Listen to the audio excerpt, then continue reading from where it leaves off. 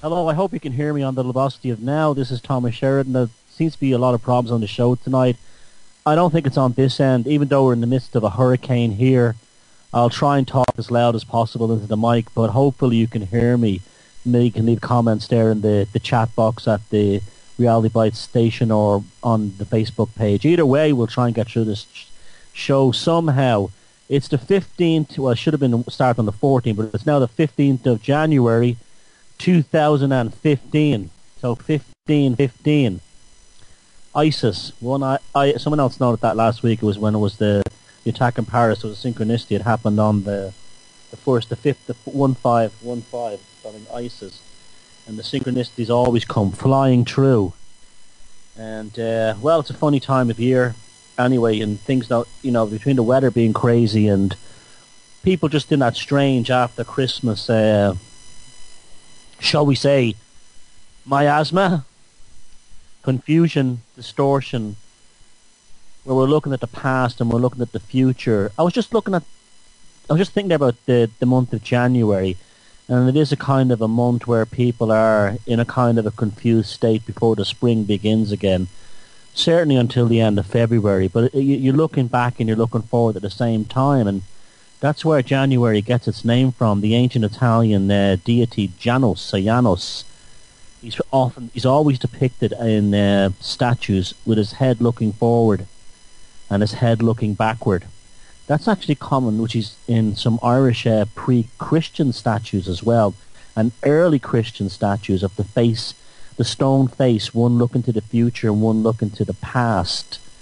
That has a very ancient history. That's paganism even before the Romans. And that's where Janus goes right back into antiquity, and that's why the month is named after him, the first month of the year. Apparently the god Saturn bestowed the gift of foresight and seeing backwards. Was given to him by Saturn, and that's what makes him the guardian of doorways, gates, beginnings, and the protector of the state in times of war. He had 3 wives, Camise, Iana, and Juturana. His 2 sons were called Tiberianus and Fontus. Saturn was the god of agriculture, and his festival, we all know about Saturnalia, was held in December, and it became one of the elements of our Christmas celebration. The most famous temple to Janus is in Rome. And Rome was... the doors of the temple at times of war were always left open, and at times of peace were closed. And that's an interesting one. That's kind of how it feels at the moment. Nothing stable. It's very like there's a sense of trepidation, a sense of what's real and what isn't real. Are we sure about these things? Are we sure about this going? I'm not even sure if you can hear this show right now. I'm not even sure if you can hear me. I'm not even sure if I'm broadcasting live. And it kind of ties in perfectly with this whole feeling. It's a time that is probably a good time to be creative and to do new things and try new ideas, but probably a bad time to stick to the old ways, to stick to the ways of the past. Probably Janus the god represents that too.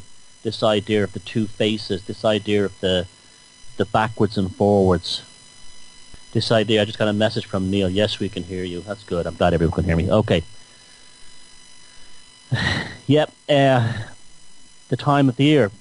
Strange times, strange events, and I was very comfortable before I was coming on the show on the air, and the delay, and I didn't know I was going to broadcast. So I was about a few seconds about switching the show off and just throwing it back in. And that's just how I've been feeling lately. It's very much a time of also the Hermit card. Notice how I didn't say hermit crab.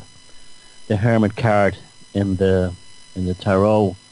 Time for introspection and looking in, seeing things in a different, going off on a journey into the night on your own. And that's very much how I've been feeling at the moment. Not just me, but a lot of other people. This is the black time of the year. It's funny, speaking of the black time of the year, do you know this is the time of the year that what's his name? Arthur Guinness developed his beer, Guinness Stout. And it was actually originally called Guinness Black Protestant Porter, and he refused to sell it to Catholics, and Catholics were not allowed to work in the Guinness brewery. And the original name of Guinness was called Guinness Black Protestant Porter, and that was because he had a hatred of Catholics. It's another reason to, apart from it's packed with fluoride, the Irish stuff anyway. Another reason to not to drink that rubbish. Also, Guinness is also very bad for you in other ways. Did you know that the black stuff within Guinness is actually hydrocarbons? It's actually soot. And it gets stuck in the lining of your stomach. And every single long-term Guinness drinker I've ever known, I'm talking about the people that have like 2 or 3 pints a night, nearly all of them have got stomach cancer. Because what happens is the hydrocarbon soot actually embeds itself into the stomach lining and causes the cancer to begin. Guinness is actually pretty nasty stuff. It drives me crazy when people talk about it being the national brew of Ireland. The company's actually British to begin with, and it hasn't been Irish for decades and decades and decades. And it was actually founded by a company that didn't like the Irish to begin with, or didn't like the Catholics anyway. They would have seen themselves as the Anglo-Irish aristocracy. Now, it's a strange time of the year, but I'm going to have an action-packed show tonight. Hopefully we'll have a song break soon so I can actually get relaxed again. I'm just not in the zone right at this moment because of what happened at the start. But we'll get there. We'll get through the rest of the evening. I hope you're well. I hope everything is fine. This is the Velocity of Now with Thomas Sheridan.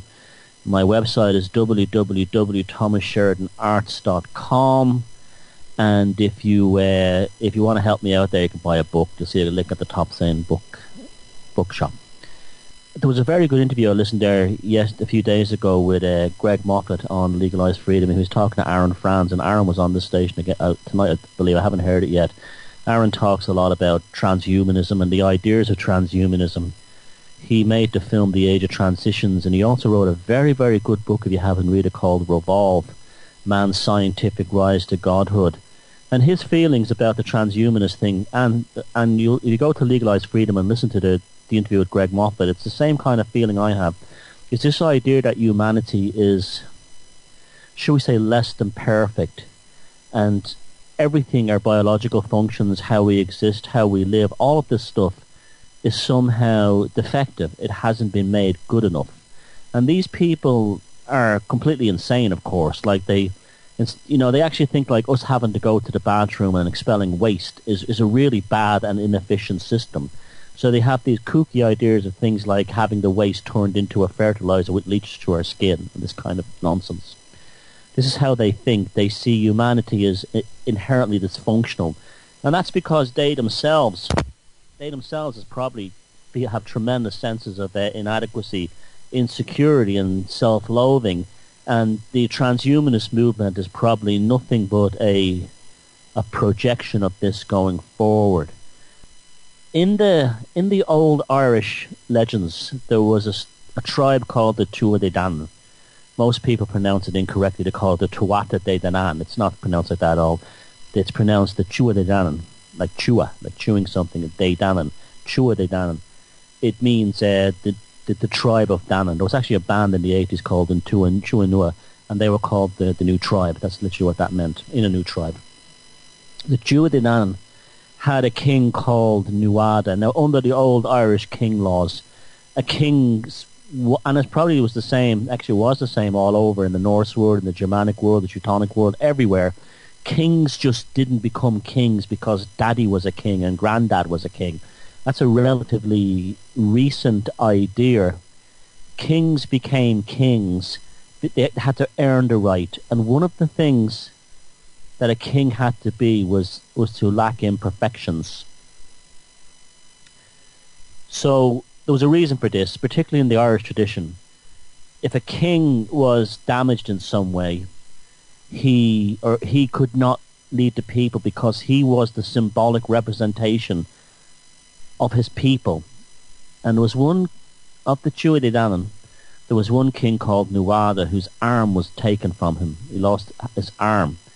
And in the legend, a silversmith built him basically a cybernetic arm, a cyborg arm of silver, and that became known as Nuada of the Silver Arm. And even though the arm moved and functioned, his new silver arm moved and functioned and had no difference between that, his new technotronic arm, there was no difference in its use compared to his original arm.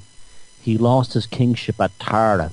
And the reason why he lost his kingship at Tara was because he wasn't complete. Even though he had a cybernetic arm that functioned perfectly, he still could not be king of the Chua de Danann. This is because they saw him as being imperfect. An imperfect king of the people means that nature is out of balance, that nature is dysfunctional, that nature itself is broken. Because if he can't produce children, the land cannot produce food. It can't produce wheat. It can't produce barley. It can't produce anything. The land can produce nothing. If he can't fight, then the armies can't fight.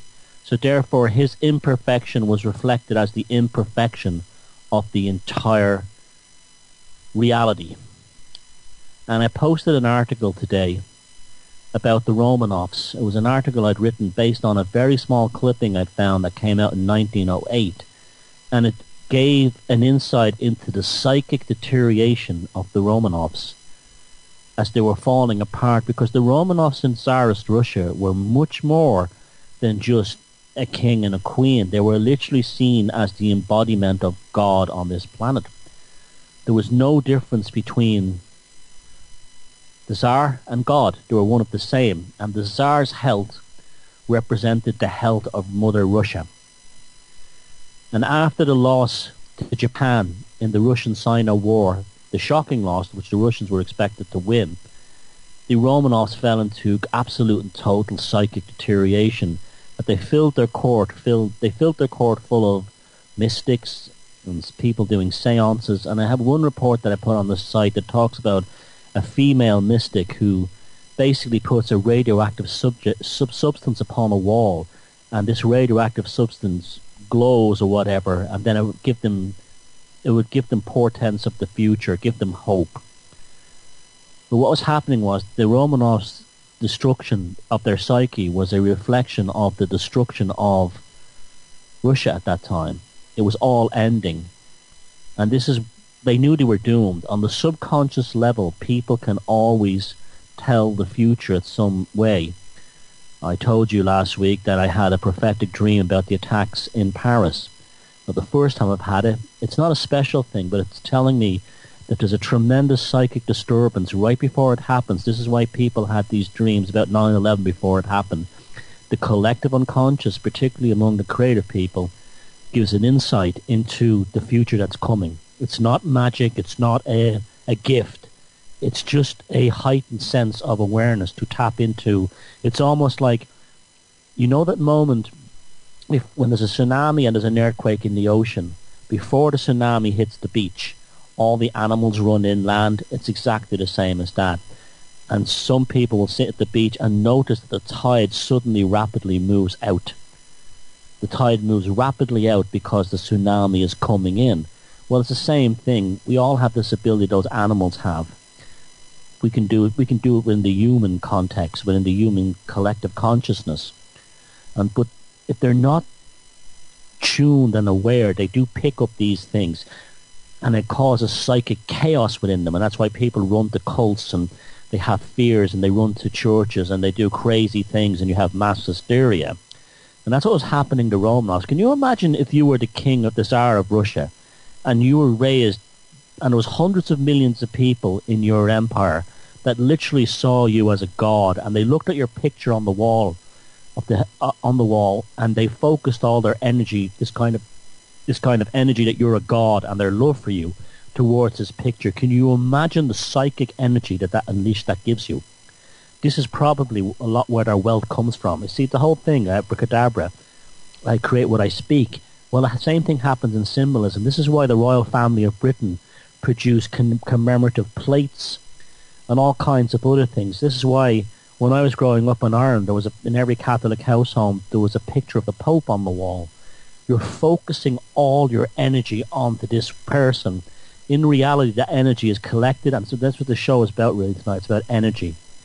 And the energy is collected by that individual, that represented, just like your pop star on the wall. And you feed all that energy into it, and these people become wealthy, they become powerful because of it, because that energy is collected by them.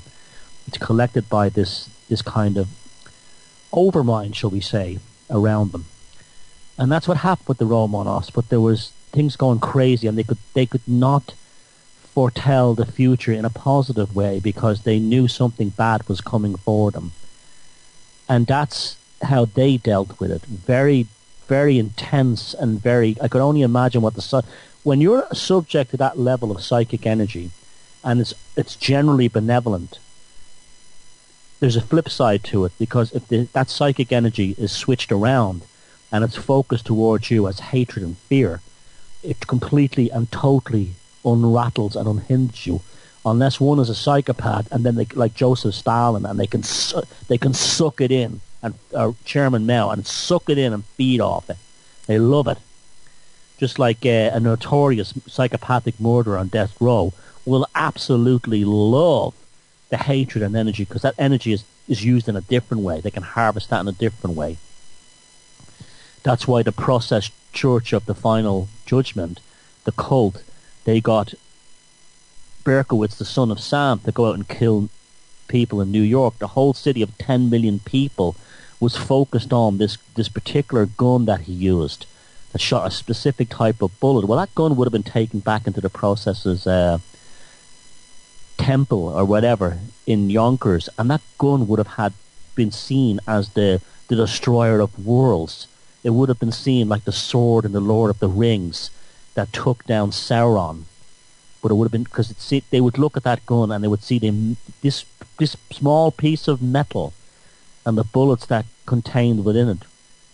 That has a city of 10 million people living in absolute terror.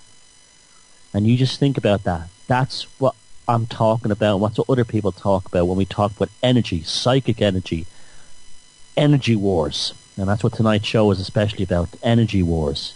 And how energy is played by the psychopaths in charge, like a conductor in an orchestra. And the Romanovs knew this, and they knew it was broken, and they were in absolute terror and absolute fear. I'll post the links. If you're listening to this on the YouTube channel, I will post the links to all these articles below in the newsymbolsmedia.tv page, which has the show and all the links with the YouTube archive. We're going to go for the first song now so I can get better for the next bit, because it's a biggie. And the first song is Too Good to Be True by the Tom Robinson Band. And that was the Tom Robinson Band with Too Good to Be True. A great band from the late 70s. A very underappreciated band. They were not part of the punk thing, but they were part of the energy of that, even though they were not a punk band. Tom Robinson was a very interesting guy, wrote some he's still going, he wrote some really interesting songs, but that band, their first two albums are phenomenal listening, TRB1 and TRB2, and Power in the Darkness. That's they had this. Not only could they rip it up like an angry band in the style of deep punk bands or maybe even the early Who, but they had an element of musicianship about them too that they could craft. You could clearly see they were very influenced by Steely Dan. There was lots of Steely Dan overtones within this three-piece, but that was the Tom Robinson Band and Too Good to Be True.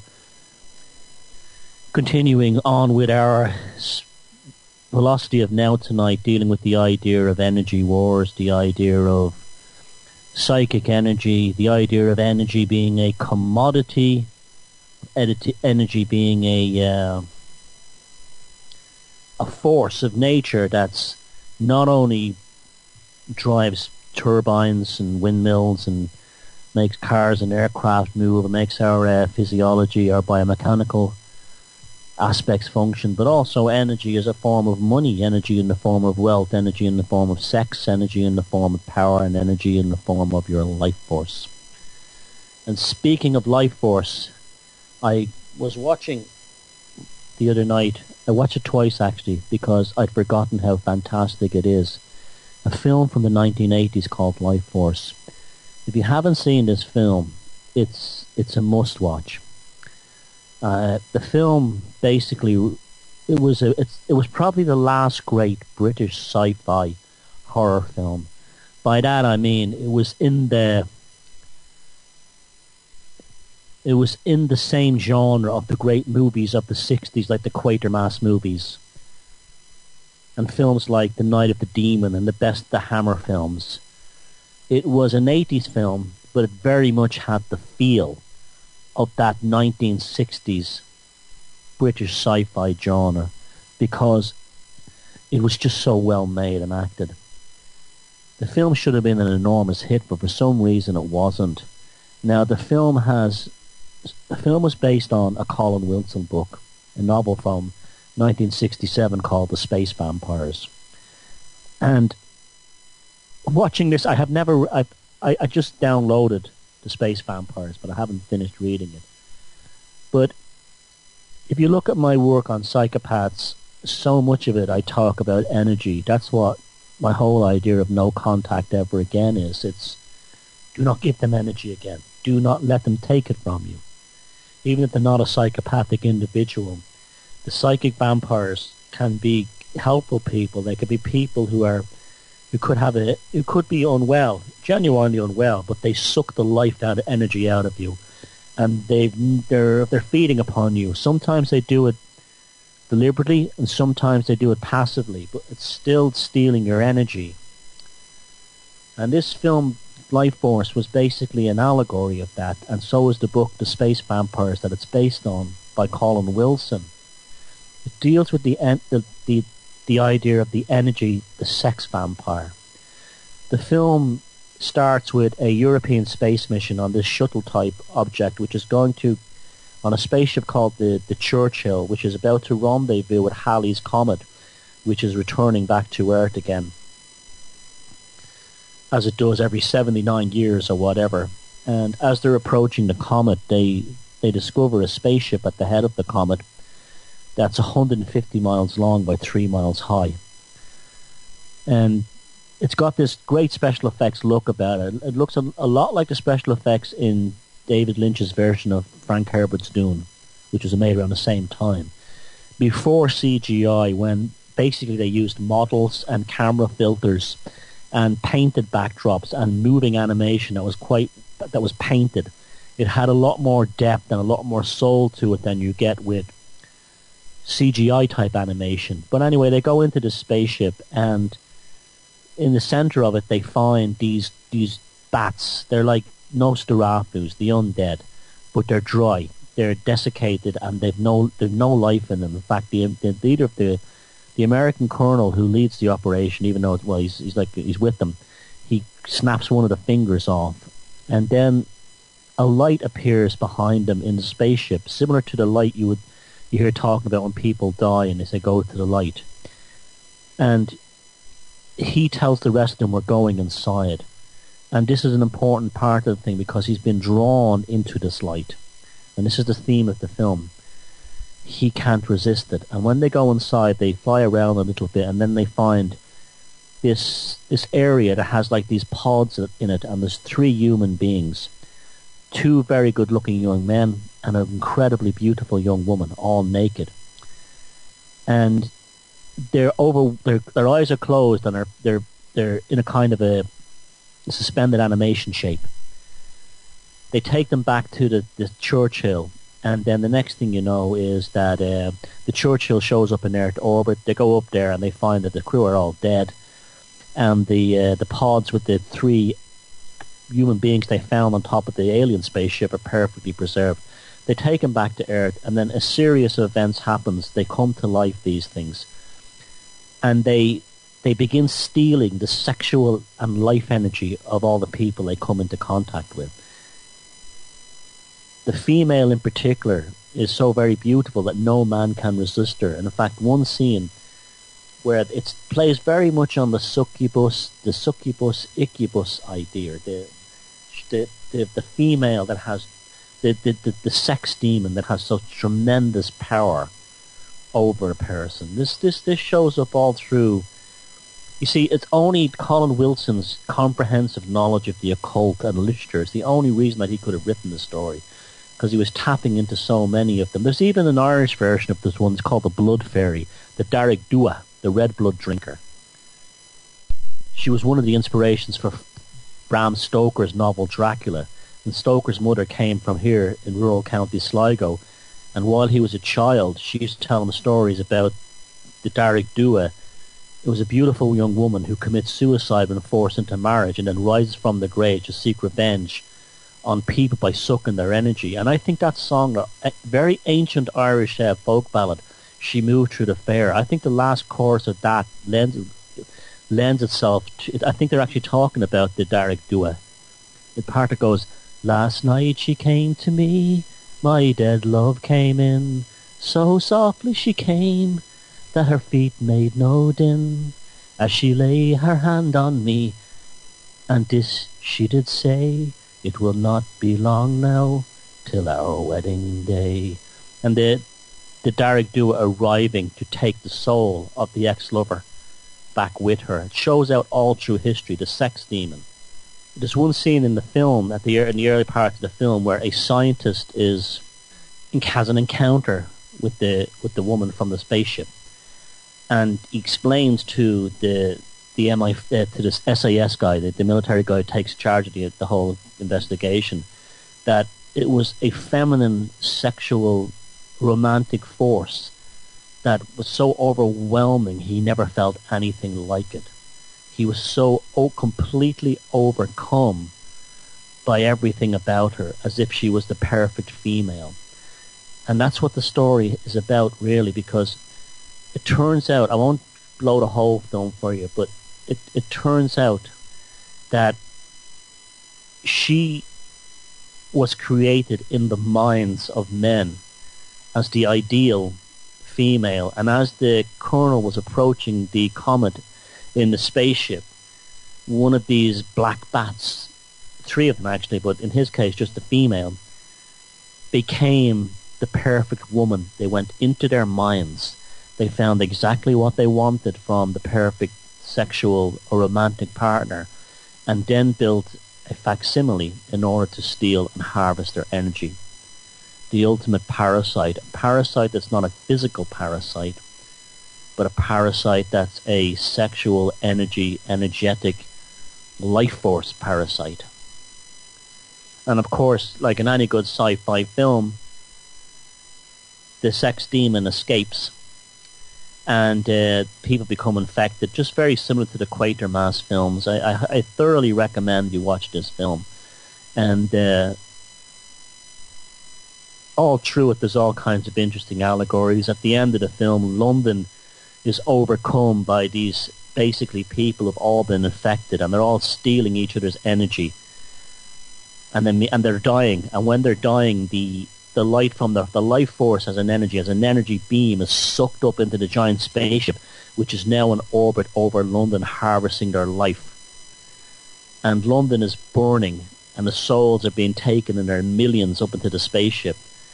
And you're struck by the fact that the spaceship was called the Churchill, and London was burning. It was almost like revenge for Dresden when Churchill ordered the unnecessary firebombing of the German city Dresden in World War II, which burned, by some accounts, 300,000 people alive. And this, I think, again, Wilson, because he was such an incredible intellect and one of the greatest writers ever, was pointing this out in the film or in the book as well. Very good film, Life Force, and I've started on the book, but it's also it's the whole thing with science fiction again. There's so many things that you can actually say came to pass. We live in an age where people are very, back when Life Force was made, and especially when the book was in 1967, nobody was particularly concerned about energy vampires or having their soul or psychic energy stolen, unless these people would have been like the Romanovs, where they would have been around mystics and or being involved in those kind of mystic scenes where they would have been aware of this kind of idea of energy exchange. But for the rest of the people, we were just farm animals. You have to remember that. Not only were they farming our labours by sending our... this is something I often wonder about. Like, I was looking at some old pictures of our ancestors who went down the mines or toiled in the fields, and the amount of energy they extracted from our ancestors was incredible to turn it into money. And then you say to yourself, well, where are they getting the energy from today? Well, they do it through celebrities. They steal it through celebrities. They steal our energy through sports. When you're a moron who's sitting in a pub looking at a giant TV screen and putting all your emotional energy into a sports game with tears rolling down your eyes for a team that it's just a big corporation, what you're really doing is you're channeling that energy into people like Rupert Murdoch and people who own the networks. You're feeding them, and you're making them richer, because energy is not just... It does become tangible. If lots and lots of people love you, and that love will actually transfer into tangible things. Suppose you got sick, they will help you if you needed, that kind of thing. If it's always think that episode of The Simpsons where Ned Flanders opens the left-hand shop, and because Ned is so respected, he opens a kooky shop that when he starts falling apart, his business... In fact, that's a very good episode of The Simpsons, because Homer puts a hex on him by saying, I hope his stupid business fails, and it does. And then Homer kind of makes amends by telling everybody in town, you've got to help out Ned Flanders. And when everyone thinks about, well, Ned Flanders is a good guy, and then everyone buys stuff from his leftorium, his left-handed shop. Well, that was the energy that Ned Flanders get. I know it's a cartoon, but we're talking in allegories now, but they're still real.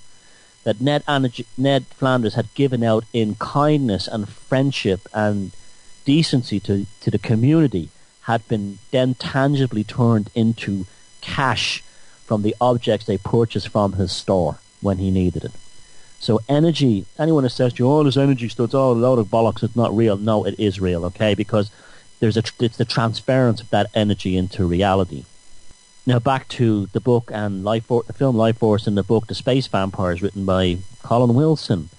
We have a situation now where back then nobody really talked about the idea of energy being harvested as a commodity, but now we're very much aware of that now. If I write an article from a website on psychic vampires or psychic energy or psychic attacks, it always gets a very huge number of hits. If I make a video about trauma vampires and that kind of thing, it gets a lot of hits instantaneously, and people share it because they relate to it right away, because on some level they know the ones who've been involved with a psychopath have had their energy harvested from them. Well, that's where the reality comes in. This is why sci-fi is so powerful, because it's abracadabra again. I create what I speak. Colin Wilson wrote about this, the movie was made about this, and now we're all suddenly aware of the idea of it. Not just in terms of psychic vampires, but also sexual vampires, and the idea of the psychopath being a harvester, but also there's something to Colin Wilson having a knowledge concerning the psychopath, because anyone who's ever encountered a psychopath or been in a room, I wasn't involved with it. There was only one woman many, many years ago when I was barely on my tweens, so I think it was psychopathic. But what they do is they become just like the character in Life Force, they become the perfect partner for you. They feed you with an illusion of energy, a facade, a piece of pathological theatre that they actually make because they want to know everything. They've already done their homework on you, and they want you to believe that you found the perfect soulmate or the perfect partner or the perfect boss or the perfect friend. And what they're doing is they're sucking that life energy out of you, because then they're going to transfer that into taking your sexual energy, taking your material energy, taking your time away from you, your precious time that you need for yourself. And that's why I'm not going to get sucked into these big news stories anymore. Like we had the Paris thing there last week. I could see, just like at the end of Life Force, there was a feeding frenzy on social media. False flag, not false flag. It doesn't matter what it is or what it isn't. Either way, the space vampires in the black suits walking down the boulevard in Paris in their little ritual are still harvesting that energy. Don't give your energy away anymore. I know it's a very difficult. We've been raised with like news media. We've been raised with shock and sensationalism. That it's very, very difficult to not give away your energy to these things because you're so overwhelmed in this kind of psychic firestorm. And none of us, not me, not anyone, can just instantly go cold turkey on it. It's very, very difficult. But I'm going to try and do that now. I'm not going to get caught up in these psychic firestorms anymore, because they can make decent people indecent, and they can make people who could be perfectly fine if they met in real life, could go down the pub and have a few laughs and a few beers. It makes them hate each other, and that energy goes somewhere, and it goes to the psychopaths in charge. And this is the energy wars.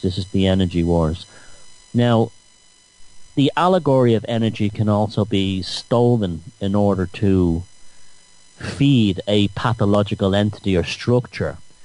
For instance, if you were a cult leader and you saw the story of Life Force, of a comet that was going to come to the Earth, and it was going to eat people's energy or kill them and stuff like that, wouldn't that be a great kind of like, shall we say, canon on which to build your church? On which to build your on which to do people? Because you see, if you're a good cult, you have to have science fiction in there, because people have been raised on science fiction. You have to have your end time psychosis, and then all you have to do is find your Muppets who can tell the difference between reality and science fiction, sit back and live in luxury. Which brings me to Arthur C. Clarke's book Childhood's End. What Childhood's End is basically is the reptilian idea. The reptilian idea of the overmind of these groups of aliens that are running Earth in the background. We don't see them. And that's also been phenomenal fodder for other types to play on as well. People see a TV show like V, and they see a Star Trek episode of Kirk fighting a little dinosaur, and the next thing you know, you throw in that, and you throw in a bit of fear, you throw in a bit of doubt, and then you find people that are incredibly badly read, have no understanding of history, spin a little black cube on the top of Saturn, and the next thing you know is you have people believing you. And then they'll say things, well, I don't really believe that reptilians rule the world. Oh, they do. They want to. They want to. And Arthur C. Clarke was a high-ranking Freemason who created Childhood's End for this story. You never notice in Arthur C. Clarke's films, humanity is always wiped out at the end. Or it's always like an ascension kind of thing. At the end of Childhood's End, the Earth kind of the solar system vanishes into a void, because the children are developing telepathic powers, and the aliens are aware that the children are now developing, and they start getting messages of the future from an Ouija board. You see, this is why you stay away from the Ouija boards, because there's nothing on the other side there except that the hotline to to the dark side. And in childhood then, Arthur C. Clarke, who was a high initiate, was telling us all this. And we all know Clarke was a genius, but he was also a staggering paedophile. He basically moved to Sri Lanka, or Ceylon it was called back then, to avail of young Tamil boys, which he seemed to have a particularly fondness for. And I think he was pulled into court a few times and got away with it. But he was a high-ranking paedophilic insider. I'm not going to get too much in the whole pedomania thing because I'm absolutely sick of that stuff as well. That's stealing our energy also. But Arthur C. Clarke was well aware that by creating these stories, you can future-proof the whole idea. The whole idea, in fact, Aaron Franz and Greg Moffat pointed this out yesterday on the interview, that the New Age idea of ascension, of leaving our bodies, is exactly the same as the transhumanists. And all this stuff was invented by the likes of Arthur C. Clarke as the same thing. That humanity, we have to leave humanity. We have to live. Now, I don't know where this comes from. It's almost like the doppelganger in reverse of the ancient idea of the perfect king who couldn't rule anymore, even because, like Nuada, like I'd mentioned earlier on, because of his silver arm. But it's the same idea in reverse, that the earth is going to be overpopulated, we can't fix it, so we must remove our life force, either put it in machines or blast it off into space. Of course, there'll be just as much as a class system involved in these energy exchanges as there is in the earthly class system. And believe me, it'll be Bill Gates and those types at the front of the queue, and the rest of us will be all told, "Oh, you just wait your turn; it'll happen," and nothing will happen. That's why another thing these idiot transhumanists have to get used to is that they seem to think there's going to be no class system in this. There will be the greatest class system of all. Why do you think Walt Disney's head and all these other billionaires' heads are frozen in cryogenic labs? So check out that movie Life Force. Again, a good introduction to the energy wars, a good introduction to psychic energy as a tool, and a fantastic throwback and allegory and insight into mythology and synchronicity. And go back and watch these old films with an open mind. Get yourself a pen and paper. You haven't woken up and become aware just to become a passive observer anymore. Your idea is to jump in there and find the synchronicities, find the allegories, and find the meanings. Because every time you unleash a synchronicity, and it's absolutely true, others appear. You become very much, it's almost like picking up, when you play a video game and you pick up weapons or tools, and it gives you more power and the ability to adapt, survive, unlock secrets. It's the same thing with synchronicities. If you keep picking them up, if you keep drawing... Now, I'm not talking about watching a Katy bloody Perry movie or music video and looking for Illuminati 666 symbols. I'm not talking about that. I'm talking about looking at bodies of work that actually go back a while and are rooted in something. But sometimes these music videos do have things for us as well. But that doesn't mean you should become obsessed with them. When you unlock one synchronicity, you unlock another. What you're doing is you're collecting tools for survival in this reality. You're pushing yourself forward. You're in a position where you're able to barter on the futures exchange, the energy futures exchange. And that's why I've been doing this for years now, and that's why I have these premonitionary dreams. Not because I'm a god, not because I'm a cult leader, not because I'm smarter or better or more adapted than anyone else. It's because I've been working on my synchronicities and working it like a muscle. You work it like a muscle, you can become in contact with the collective unconscious. You get the keys and the tools to the universe, and you become almost like a trader in the energies futures market. More on this after this song. We're going to another song now by one of my favourite bands. And listen to this song, it's really beautiful for this time of night.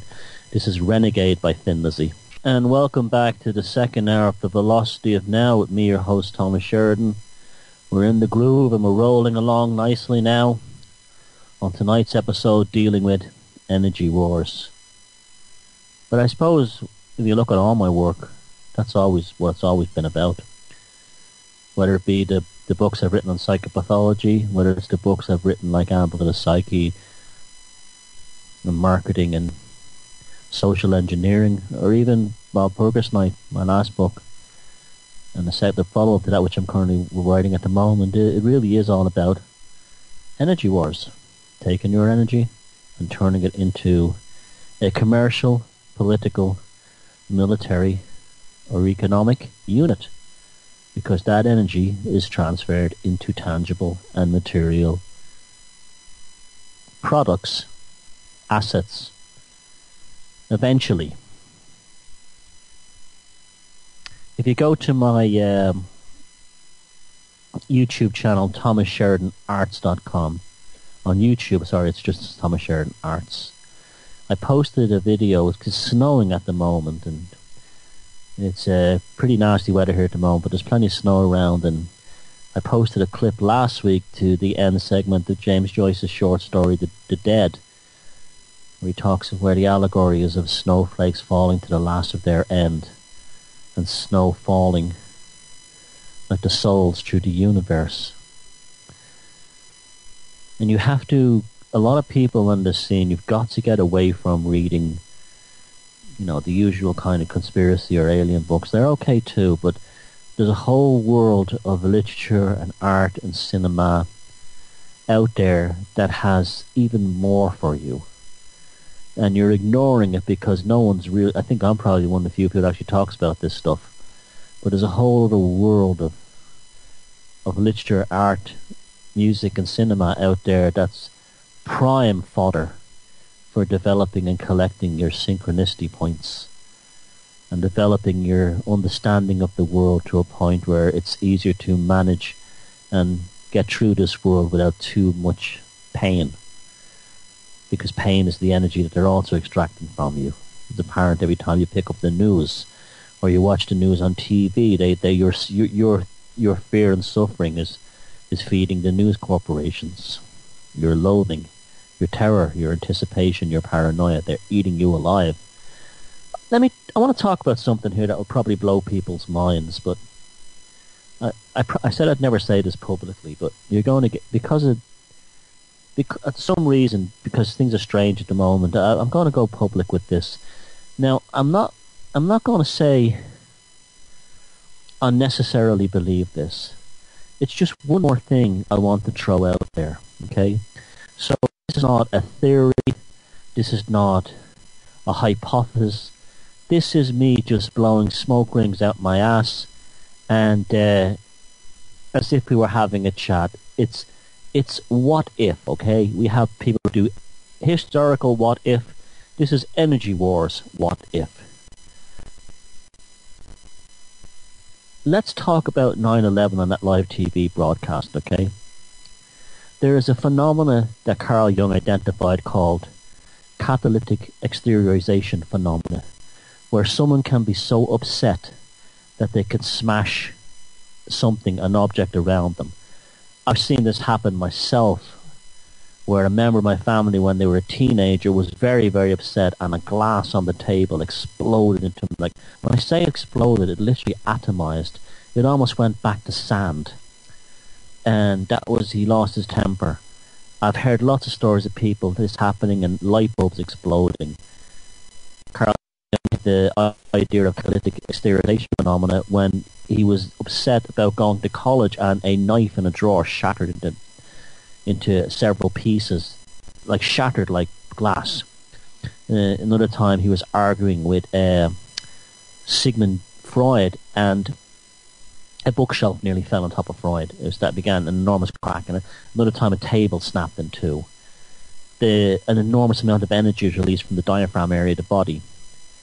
And this is what most likely was what the poltergeist activity is. You think of most poltergeist experiences are teenage girls going through, very young teenage girls going through puberty. You think of all the forces at work inside a young girl's body as she's going through puberty. Remember, she's going from a little girl to this incredible energy machine that has to create new human life. And the forces in there are incredible, and that's why in most poltergeist cases there's a teenage girl in the house and there's no father or strong male figure nearby. And that energy is being released out of her and moving objects around. Poltergeists are real. It's been confirmed. I know many people have seen them. It's one of those things the materialistics don't like to talk about, but it's all ultimately this ability to get the energy out of us and into the material world as a phenomena that we can't control. You think of 9/11, 2001, and you had probably hundreds of millions of people focusing their intense psychic energy on the TV, watching people jumping out of the Twin Towers. I missed all this because I was actually working in a basement, believe it or not, the day it happened. But everyone else seemed to watch it live on TV. That's why when I came out of work, I looked at the faces on the people walking around Dublin, and they were literally in a state of shock, their eyes wide open. But you imagine hundreds of millions of people watching this live on TV, and then people wonder why the towers literally turned to dust. You can talk about directed energy weapons, you can talk about nanothermite, but what if the directed energy was the subconscious psychic energy of hundreds of millions of people trying to stop people from jumping off the buildings to their death, and they somehow, unknowingly, through an enormous maelstrom, global mainstream of catalytic exteriorization phenomena, turned the Twin Towers to dust. Just throwing that out there. Just one more mix in the pot. I'm not nailing my colours to that mast. I'm not saying I believe it. I'm just saying that, look at those. I do believe that there's something to the directed energy idea of those towers exploding, because they blow in such a way that doesn't look like an explosion. I don't know why people say it looks like, but it doesn't look like that at all. It doesn't look like a controlled explosion. It looks like they're literally dissolving in space-time.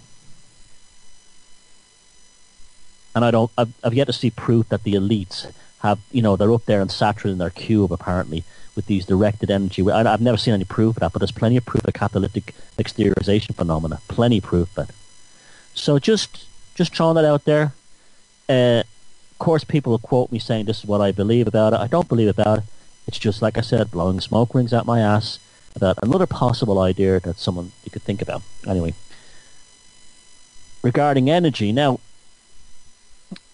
I posted that video of James Joyce and the snowflakes, and I also put another video up on that on my YouTube channel, Thomas Sheridan Show. It's called "The Magus from Monto." James Joyce. James Joyce, like so many of the great literary people, had Jesuit educations. In Jesuit educations, James Joyce entered Ireland's top Jesuit college for boys, Clongowan Woods, in County Kildare, when he was 6.5 years old. He was that much of a prodigy. He was 6.5 years old, and he was studying the Greek classics. He was studying philosophy at 6.5. He ended Trinity College University when he was 16. He received an education that was like Jesuit plus. And that's why in all his books are essentially autobiographic. In the book Ulysses, Buck Mulligan, who was based on a real character called Oliver St. John Grogarty, an Irish nationalist and doctor, states to the young James Joyce, who appears in the book as a character called Daedalus, that you have a darkness about you that even a Jesuit education can't account for. Because in the Jesuit world, they get when you're at the level that he was at as a child and brought in at the age he was at, he was given the, shall we say, the secrets that the rest of us are looking for. And if that's why I'm saying, get away from all these conspiracy books and stop watching Katy Perry videos and looking for all-seeing eyes and all that nonsense, and start getting yourself a proper education and watch documentaries like the Magus from Monto, and you will see that they're giving us the real stuff in a different way. Tolstoy was doing this also. So was John Steinbeck. John Steinbeck was teaching us about the psychopaths long before anyone else. In Ulysses, Joyce, and in the documentary I'm talking about, Joyce talks about the passage, or we're brought through the passage of Nighttown, which is Joyce entering in an absent psychedelic state, the red light district of Dublin, and in the Victorian time, and he's in a world of horrors and fantasy, and people today, they think that psychedelics and psychedelic trips only really came about with Terence McKenna And recently with Graham Hancock and all that nonsense about going down the jungle and getting jungle. Do you ever notice the ones that go down the jungle and get jungle juice, like the ayahuasca? They never change. They all come back saying, I had such an amazing experience. I'm so enlightened. I'm so glad I went down there. And then they still hate Jews. They hate their friends and everything else. Nothing's changed. Yeah, that's always amazed me. But anyway, because psychedelic experiences are not necessarily positive things. Even when you think you're having a positive experience on a psychedelic trip, you're probably having a lie said to you. You're getting the energy lie. And so, actually, there's more honesty probably in a negative psychedelic trip than there is in a positive one. Because a positive one, what you're getting is you're basically getting the sky fairy fluffers telling you what you want to hear. When you get the bad trip, you're being told what the score really is.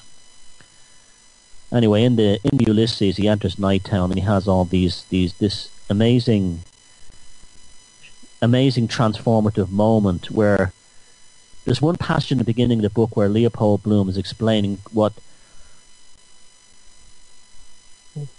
reincarnation is. Remember, and she's reading a smutty novel called Sweets of Sin. And they had lost their child, and he talks about the transmigration of souls and then looks at the photograph of his dead child, Rudy.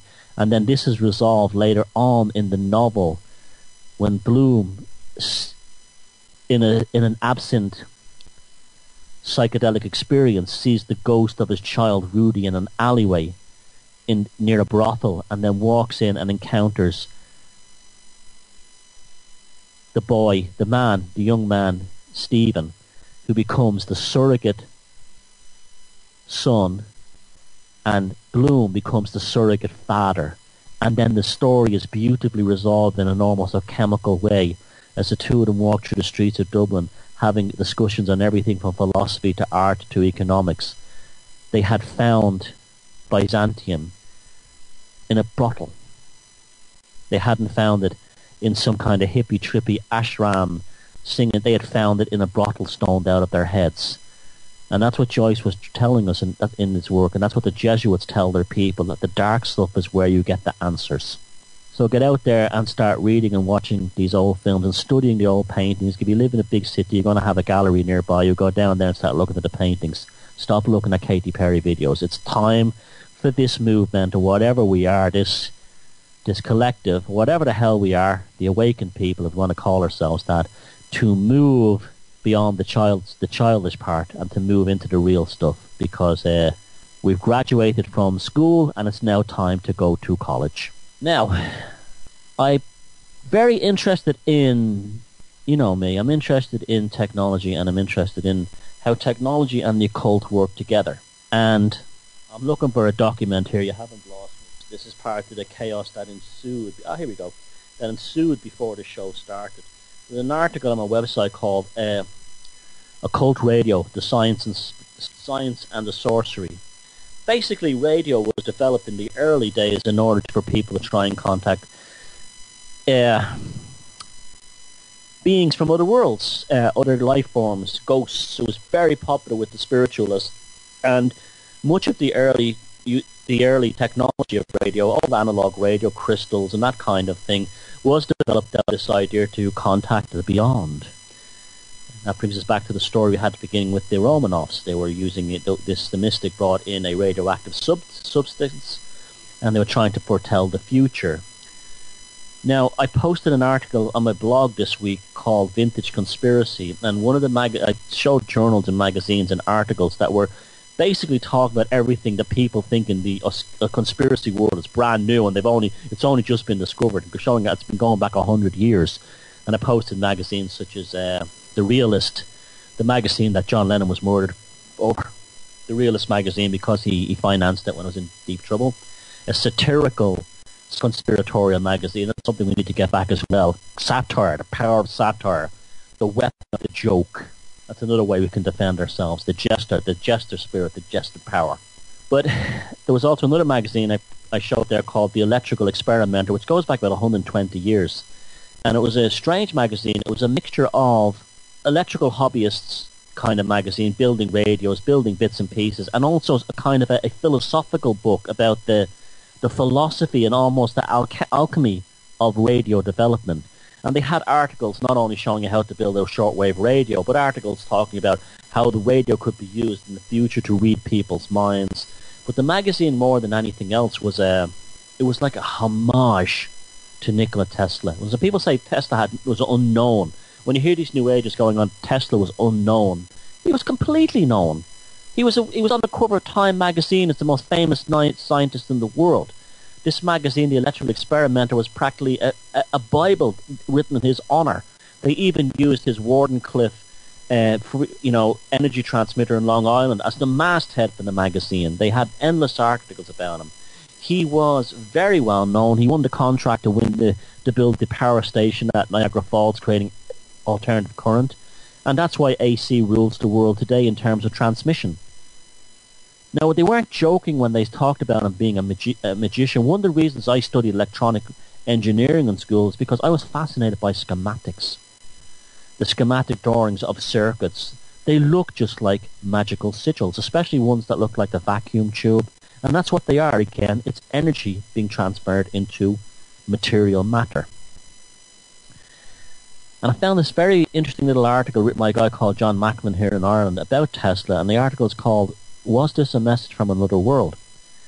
And it's about this subject of occult radio in the early days.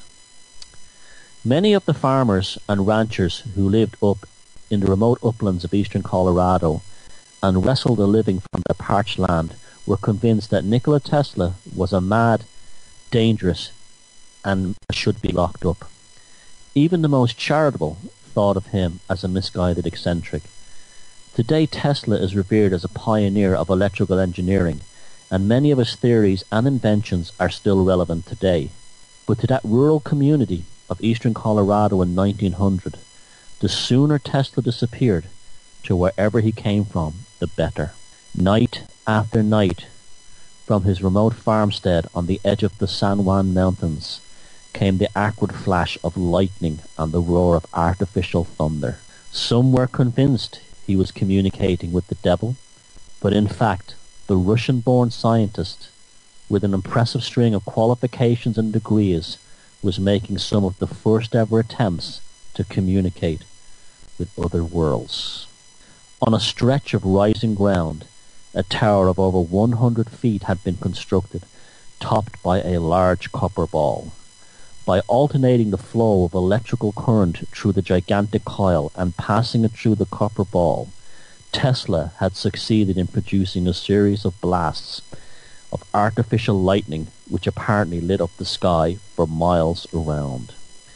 Tesla was in fact transmitting Morse code, sending out a message which he hoped would be received on equipment more advanced than he could envision by other beings in the solar system. For a month in the summer of 1900, the flashes took place almost every night until finally the law arrived from the town of Durango and told Tesla it was high time he stopped terrorizing everyone in the district, and if he didn't leave of his own free will, he would be legally made to do so. The scientist protested, but in vain. Eventually, he sold the farm and moved to a more academic atmosphere of Philadelphia. The tower was dismantled and sold for a scrap, and Tesla was generally dismissed as a tiresome crank and forgotten. Some 22 years later, in July 1922, scientists at an observatory in Florida made a startling discovery. They had been trying to intercept radio frequencies from space, a laborious business on the primitive equipment of the time, using a device which passed a roll of sensitive paper under a spot of light. The beam was in fact a converted radio signal, which would record changes of frequency on the photographic paper, usually in the form of a few meaningless spidery lines. But during 2 days in July, when the system was operating for 29 hours, something astonishing was revealed. A sequence of faint dots and dashes, which, when examined with a lens, turned out to be the recognizable sequence of Morse code. What could the Morse code be? It remained a mystery for several months until the former colleague of a member of the research team who had worked with Tesla in Colorado was able to supply the information about the message that had been blasted out night after night in the San Juan Mountains. A copy of the message was obtained. It was identical to the one on the Florida Observatory film. The implication to some of the more imaginative experts was obvious.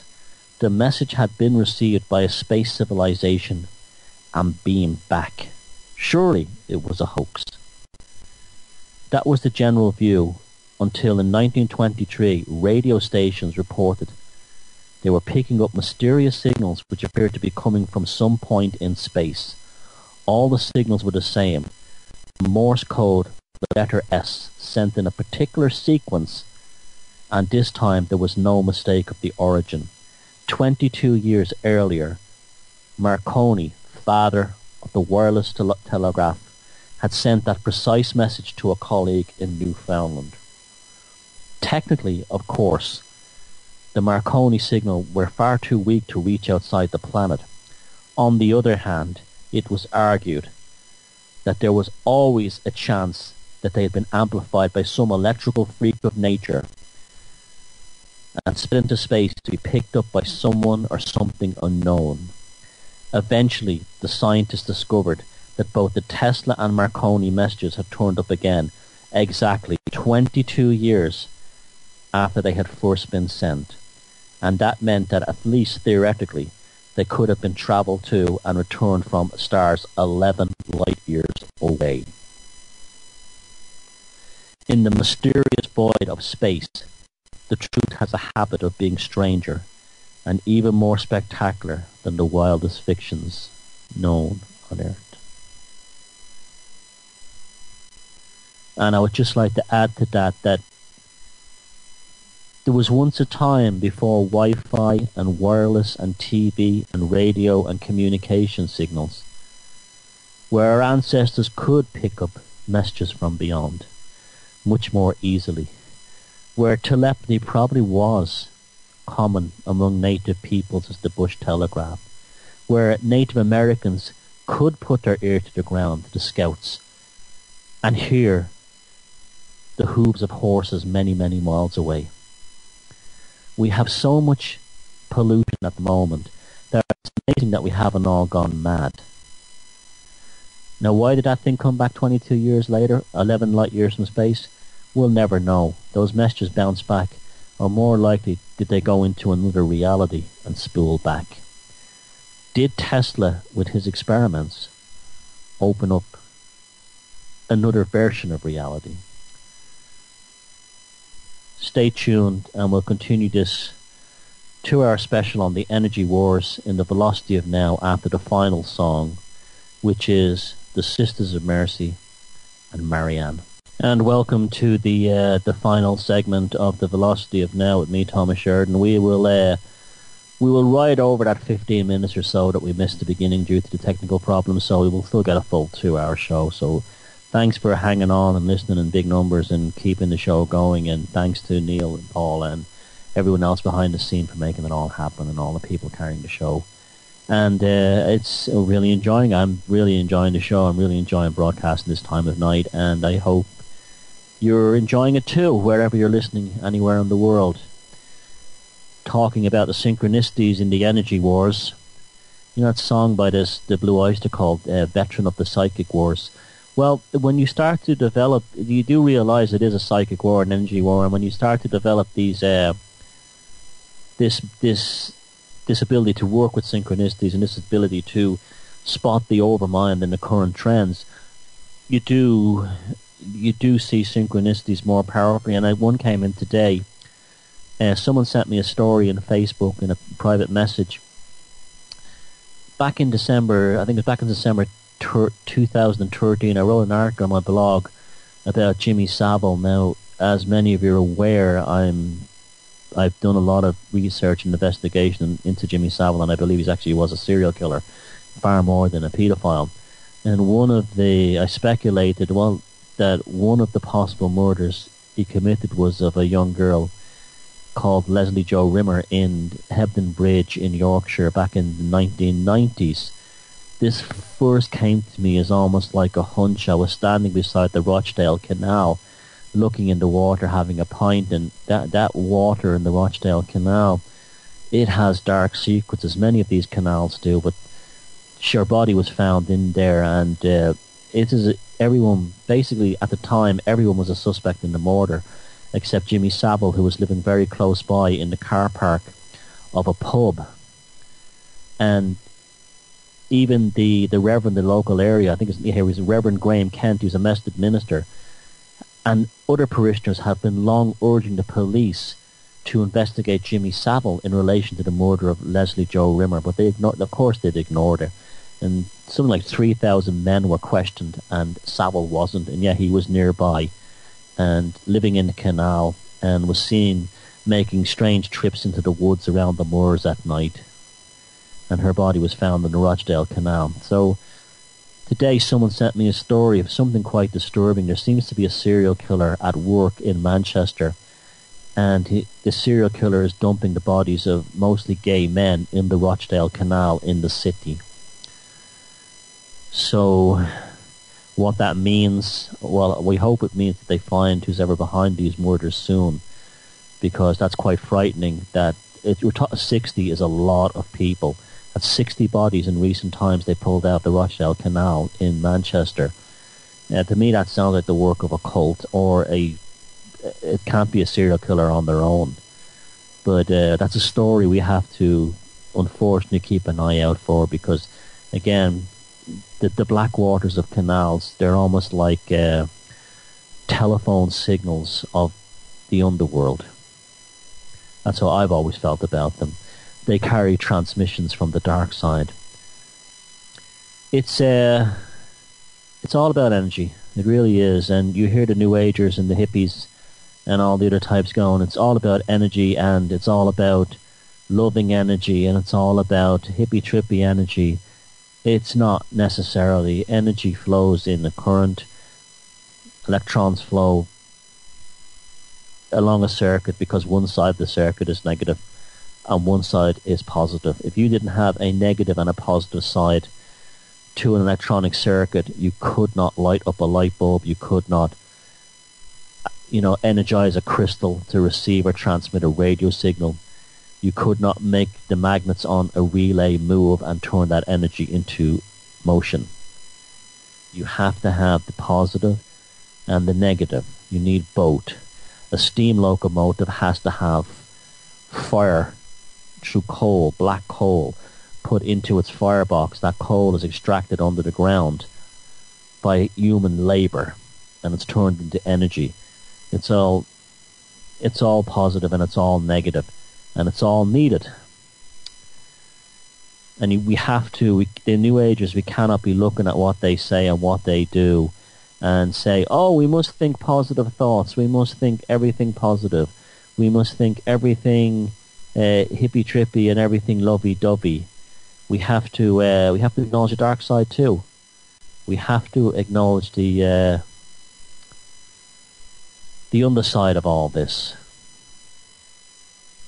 This is why speaking of this, we have the sun to light us during the day, and we have the moon to light us at night. It's in this ability to throw light upon the darkness and darkness upon the light that we attain wisdom and survival tools. Speaking of the moon, there's a new radio show called The Moon Lodge with Carrie Lee and Kira Young, which starts on. It's going to broadcast every new moon on People's Internet Radio, so check that out, The Moon Lodge. That should be quite interesting. Another synchronicity there. Now, another story that popped up into my consciousness today. It actually was published today. It was from the Raw Story website, and this is a good one because we're going to get a good history thing here, and we're going to get a good. Again, the psychopathic control grid stuff. So this is a good story to see how the energy wars. Not only do the elites have all the weapons, but they have most of the energy as well. Google battles piracy lawsuit over Nazi-themed sex party images. and this is by Reuters. Google Inc. sought on Wednesday to block a lawsuit filed by Max Mosley in the High Court in London over access through its search engines to images of the former motor racing chief taking part in a sex party. Google wants to avoid a legal obligation to monitor and limit the flow of data on the internet. Mosley, who was present in court, argues the firm is breaching its fundamental rights to privacy by allowing users to access the pictures. The images were first published in 2008 by Rupert Murdoch's now defunct News of the World, which is a notorious newspaper, which said they showed a Nazi-themed orgy. An incendiary story, as Mosley's father, Oswald Mosley, we'll talk about him in a minute, was the British fascist politician in the 1930s. Max Mosley later won £60,000, that's $91,000, in damages from the newspaper after the court ruled the party had no Nazi theme and the story was not in the public interest. Mosley, 74, has remained in the public eye in Britain ever since, mainly as a campaigner for privacy rights against media intrusion. That's because the bastard got caught. He launched legal action against... See, that's just like cult leaders. Cult leaders will expose everyone else that they don't like on their websites and everything. But if you go to expose them, they hide behind liars. Look at Scientology, for example. That's how you can always tell a cult. The cults will expose and destroy everyone else's life and reputation, but they will hide their own much worse sins behind liars. And this is a classic example of how the rich do it as well. That's all psychopaths do this. He launched legal action against Google and its British subsidiary last year, seeking damages and asking the court to compel the search engine to prevent any user assessing the sex party images in future. Google's lawyers say it has removed the images from search engines in instances where Mosley has notified the firm of specific search terms being used and has provided detailed location of the images. However, the firm does not wish to go further and set up a filtering system that would prevent users from accessing the images, arguing that would amount to an obligation to monitor the internet. At the first court hearing in the case, Google's lawyers argued on Wednesday that Mosley's lawsuit was thrown out because the images had been so widely available for so long that he had no realistic expectation of privacy left. They also disputed Mosley's position that Google should be considered a publisher of the images for legal purposes. The court hearing was scheduled to the last 2 days. Judge John Mitting is then expected to rule within the 2 to 4 weeks on whether the case should be thrown out or go to a full trial. Mosley has won similar lawsuits against Google in France and Germany. Now, first of all, you see where this is going? If you have money and power, you're now going to be able to hide your sins on the internet. If you're caught doing anything, you see, this is what's happening here. The Mosley family are stooges for the elites. This is what they are. They always have been. And what's happening here is the Mosleys are going to win this case, and it's going to be a situation where wealthy people who are caught in the most disgusting and debased things will be able to get Google to remove the images, take them down, and other search engines in the interest of protecting privacy. But it can only be done through enormous and expensive and protracted legal proceedings, which only the super rich can afford and the rest of us can't. Again, this is the same kind of idea. They're using the Mosley. Now, I'm going to talk about Mosley in a second, but first I want to talk about these Nazi-themed sex parties.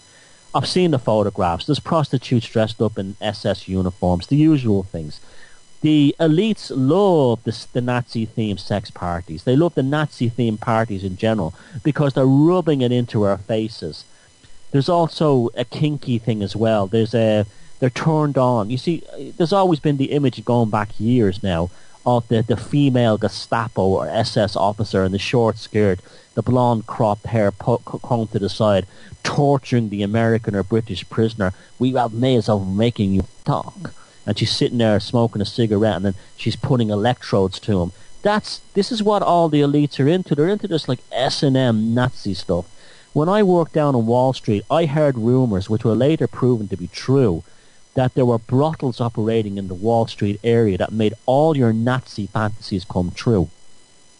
And I was told that you could go to this brothel and you had the whores all dressed up in SS uniforms. They'd beat you, whip you. They'd put you on a little train And I'm not kidding you. I know this sounds hilarious and sick, but this was what was actually going on. They could put the guy on it, the rich banker, on a little train, take him to a little death camp, and then gas him, put him in a room, and then the woman in the fishnet stockings dressed as the SS officer would turn the gas on. That's because these people have so much power that they've never had any hardship in their lives, that the elites, because they've had no hardship, are compensating for the lack of dark side.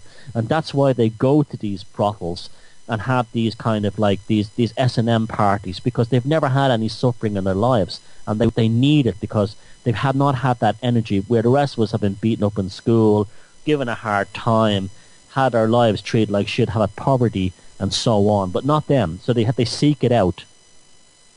And so you see, remember Prince, what was his name, Harry, showed up at a party dressed in a Nazi uniform. This is, again, they're shoving it in our faces. They're laughing at us. They're laughing at us because they created the Nazis, and now let's put it this way: if you in your neighborhood put on a Nazi-themed sex party, you'd never work again. And it was found out you would never work again. Never. Your life would be destroyed. But for them, like Prince Harry and Mosley, they can do it all the time and get away with it. They can have pictures of themselves with whores dressed in SS uniforms, leather SS uniforms. And I often think sometimes there's this fetish within this alternative awakened movement, this Nazi fetish at the moment. I sometimes think that's rooted in that as well. Like, punish us. We've been very bad truthers. Punish us. I do wonder that sometimes. But I also think a lot of that is rooted in Iranian secret service have infiltrated this movement. And anyway, and possibly even the process church at the final judgment as well. But anyway, Mosley's an interesting character. His father was a leader of the British Fascist Party back in the 1930s. You see, this is rubbing it in our faces, harvesting energy, saying, look what we the elites can do and you can't.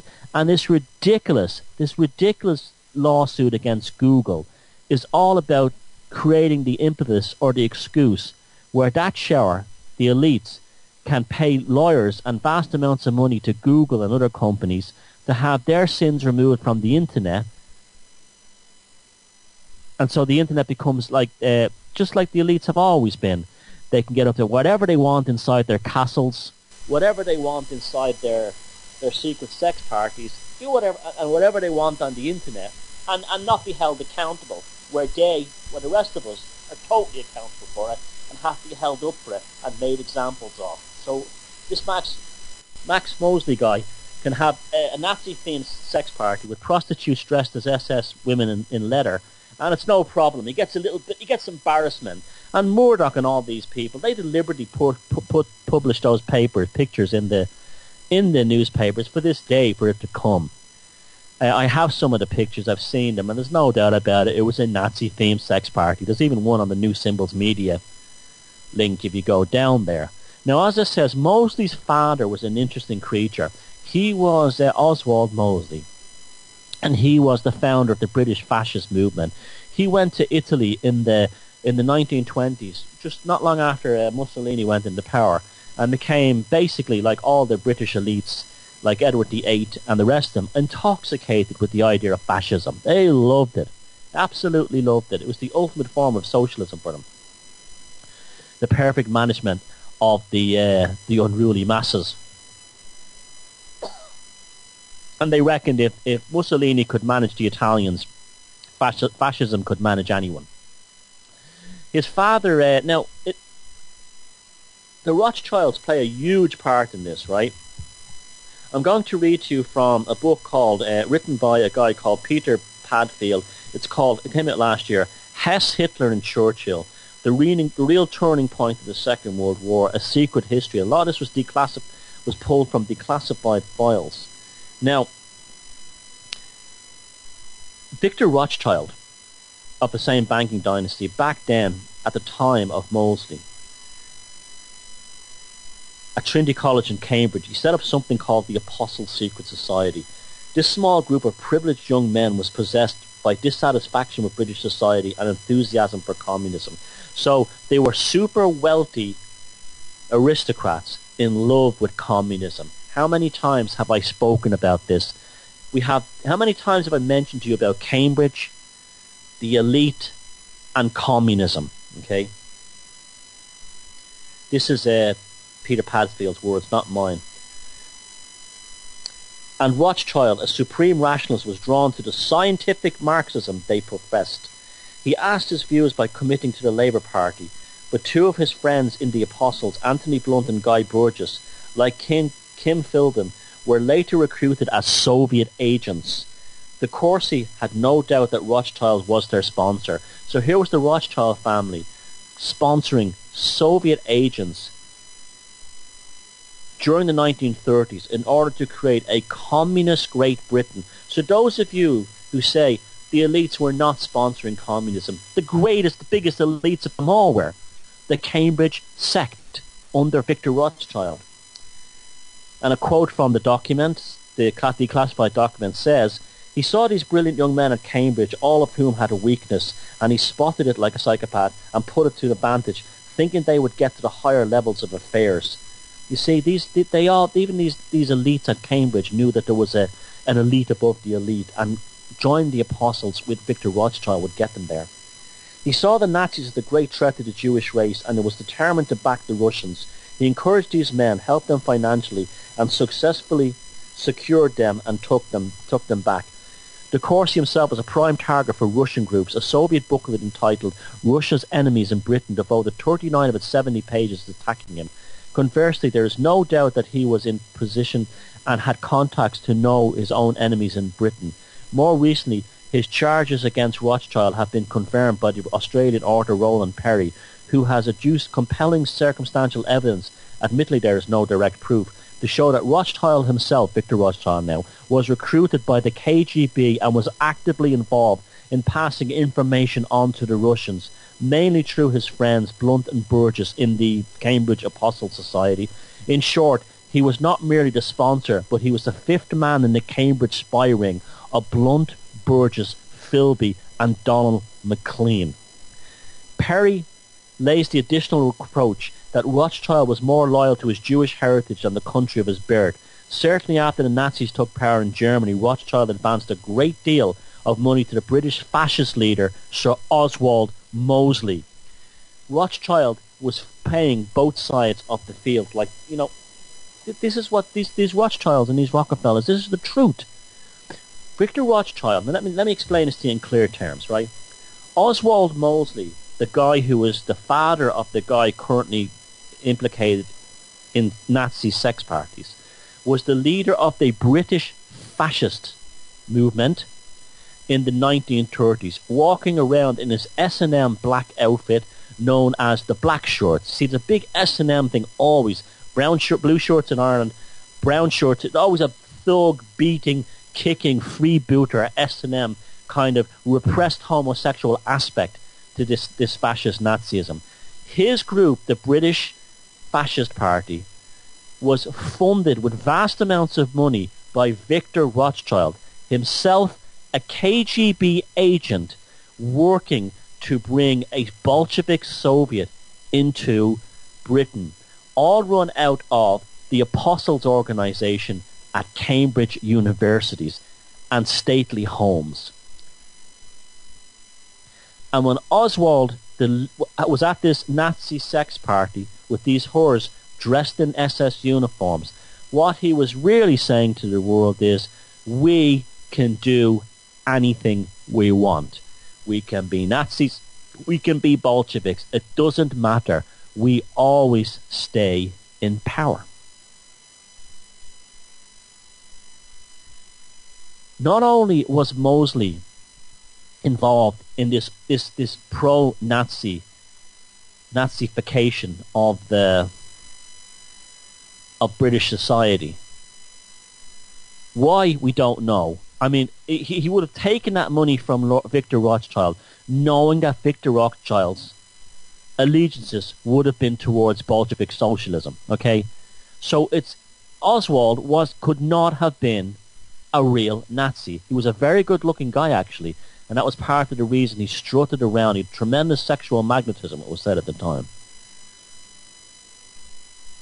Now, there's no way that a baronet, this is what Mosley was, a baronet, a member of the aristocrats, did not know the money was coming from Rothschild.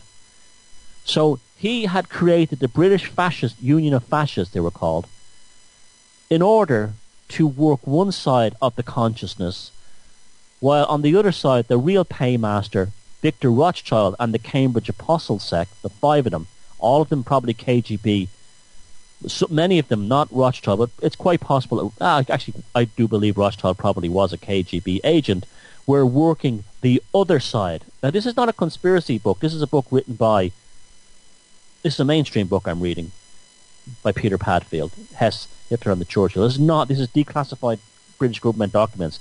This wasn't channeled for man, this is the real thing. So we have the two sides of them playing the people on both ends, just like the elites and the aristocrats have always done.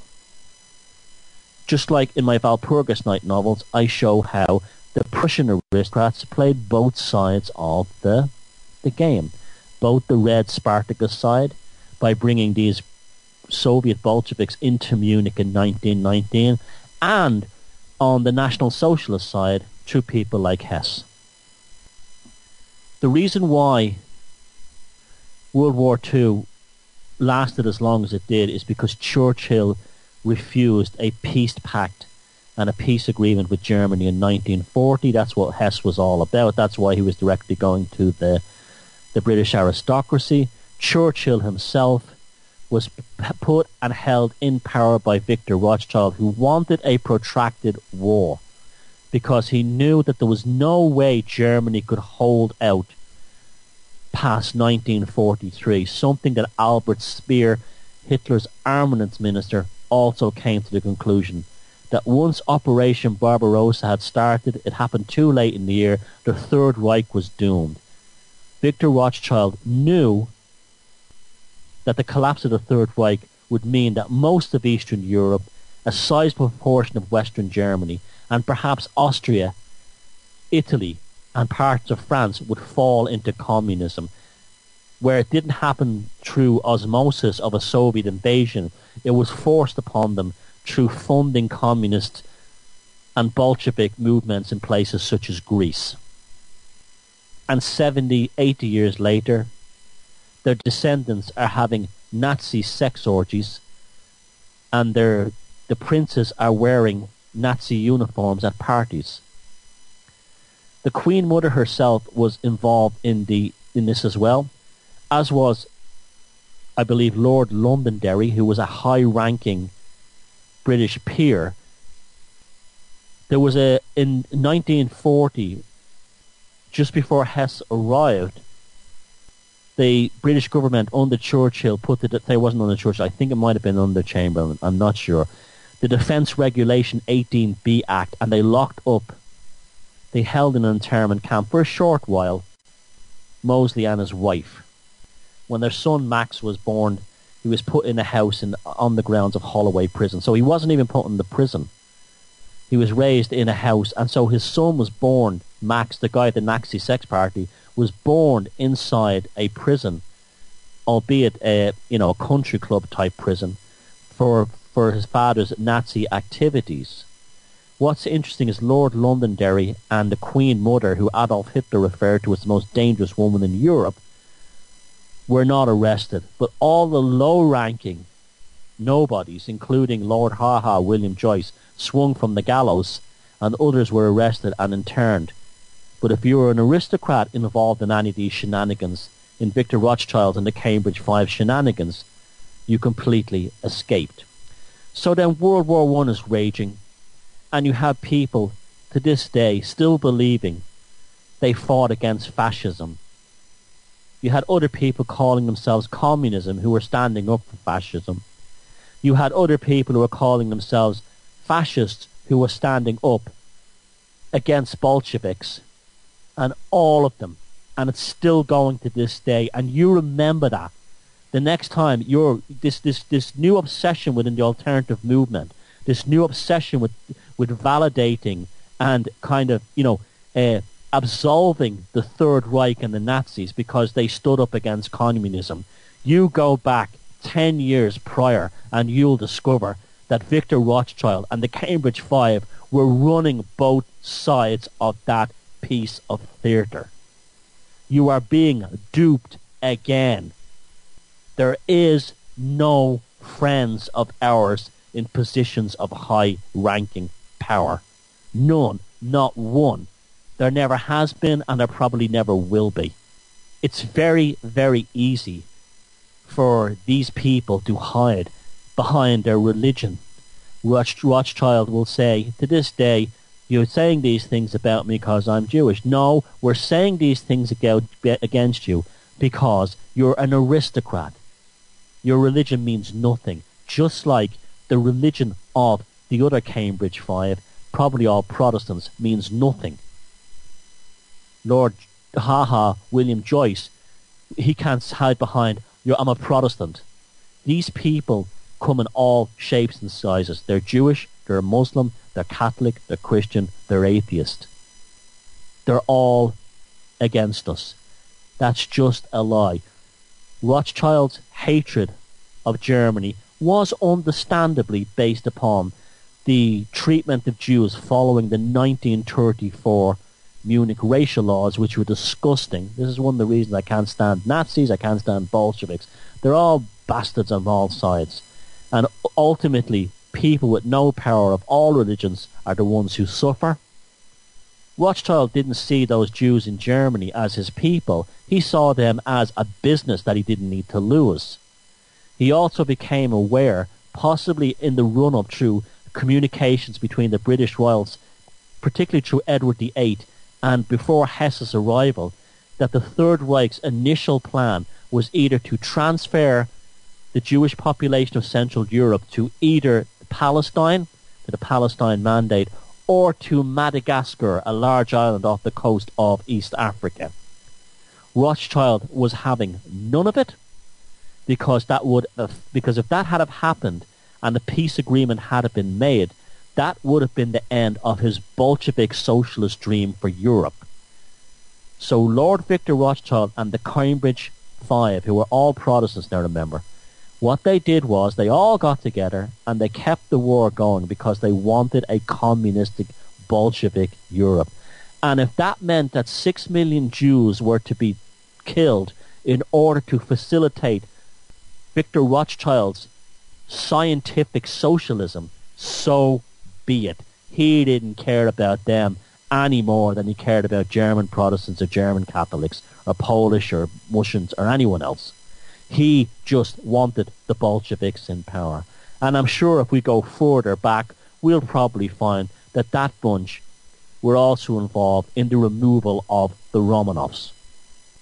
For all we know, the psychic deterioration within the Romanov court that I spoke about at the beginning of the show could have been put in there by agents from these Bolshevik movements in Western Europe, in Britain, in Cambridge, into there.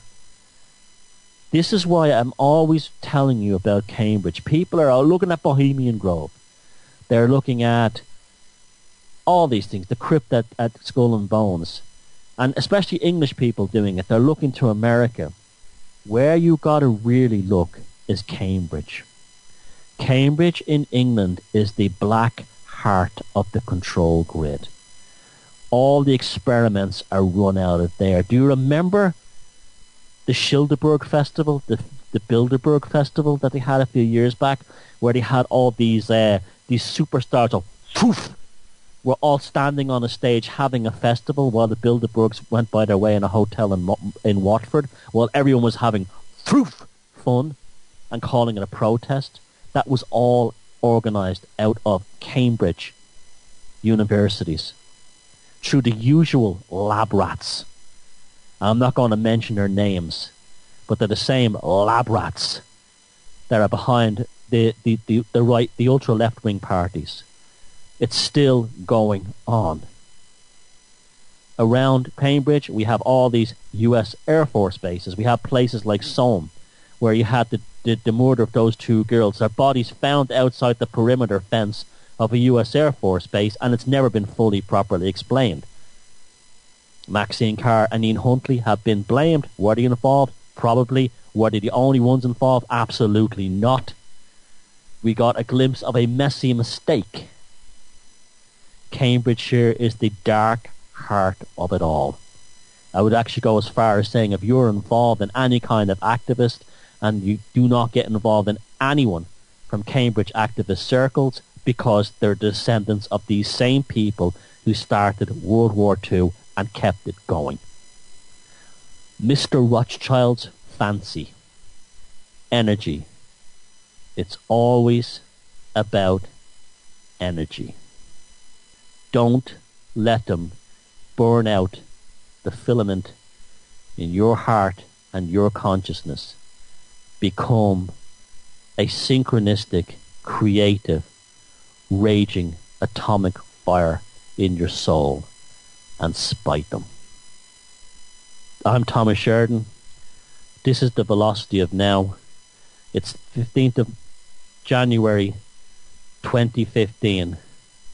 And as we look forward to the future, we have to keep that one face of Janus on the past. And watch them and see how their games were played in the past.